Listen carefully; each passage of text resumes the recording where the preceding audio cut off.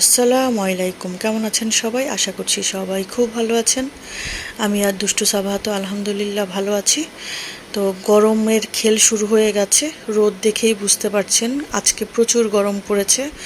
মানে অসম্ভব গরম, মানে অনেক দিন তো বৃষ্টি ছিল, একটু বৃষ্টি হয়েছে, তারপরে হচ্ছে মেঘাচ্ছন্ন ছিল, এরকম করেই পার হয়েছে বেশ কয়েকটা দিন। কিন্তু আজকে গরমের খেল শুরু হয়ে গেছে। ঘুম থেকে উঠেই হচ্ছে বারান্দায় এসে দেখি অনেক গরম।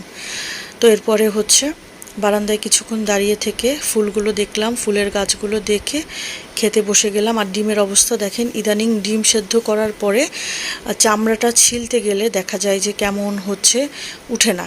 এই একটা খুবই বিপদে আছি আমি। প্রত্যেক দিন সকালবেলায় ডিমের সাথে যুদ্ধ করে আমার জীবন অতিষ্ঠ। এরপরে হচ্ছে চা নিলাম আজকে অন্য মগে। চাটা খেয়ে ভালোই লাগলো সকাল সকাল। আর হচ্ছে কালকের ছিল পেঁপের যে তরকারিটা ছিল, সেটা দিয়ে হচ্ছে মা মেয়ে রুটি খেয়ে নিলাম। আর এই দুষ্টুটাকে দেখেন, আমের বাসায় যাবে, আম ফোন দিয়েছে যাওয়ার জন্য, তাই সে মহা খুশি হয়ে লাফিয়ে লাফিয়ে সে চলে যাওয়ার জন্য রেডি। আর এরপরে এসে মোয়াজ নেই, সে হচ্ছে বোরিং ফিল করার কথা, তাশরিফও নেই, বোরিং ফিল করার কথা, কিন্তু তার আমের বাসায় মানে আসতে পারলেই হয়েছে, কেউ থাকুক বা না থাকুক। তো তার মামা আর সে প্ল্যান করে হচ্ছে ফুচকা খেতে যাচ্ছে, মানে দৌড়ে দৌড়ে যাচ্ছিল।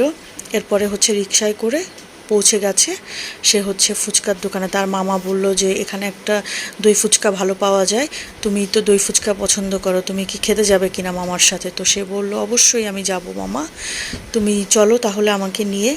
তো যাই হোক, তার মামার কথা মতো সেও হচ্ছে দই ফুচকা খেতে চলে গেল। আর এখন এরপরে আমাকেও নিয়ে জোর করে নিয়ে গেছে, মামা ভাগ্নি জোর করে নিয়ে গেল। তারপরে হচ্ছে দই ফুচকা অর্ডার করলাম আমরা। তারপরে তার মামা তো একটু পাগলাটে টাইপের, তার মামা বলল যে আরও মোমো টমো আরও কিছু খাও, তারপরে নাচোস এগুলো খাও। তো আমি বললাম যে না না, এগুলো কিছুই আমি খাবো না, একটা দই ফুচকা খেতেই আমার খুব কষ্ট হয়ে গেছে। ইদানিং খাবারে কেন জানি আমি মানে আগে খুব শখ করে করে খেতাম, মজা করে করে, ইদানিং আমার কেন জানি খাবারের প্রতি খুব অনীহা। তারপরে যাই হোক, তারপরে আলহামদুলিল্লাহ ভালোই খেয়েছি। এরপরে আমার ভাই সাবাহাতের জন্য আবার নিল মিল্কশেক, নিল স্ট্রবেরি মিল্কশেক। আর আমার আর তার জন্য নিয়েছে অরেঞ্জ জুস। তো এগুলো খেলাম, আলহামদুলিল্লাহ খুব ভালোই কেটেছে সন্ধ্যাটা। এরপরে হচ্ছে তার মামা আবার অন্য কাজে যাবে, আমাদের মা মেয়েকে রিকশায় উঠিয়ে দিল, আমরা চলে আসলাম। এরপরে চা তো খাওয়া হয়নি, মাথাটা তো ধরেছিল। এরপরে হচ্ছে চা বসিয়ে দিলাম আমি এসে।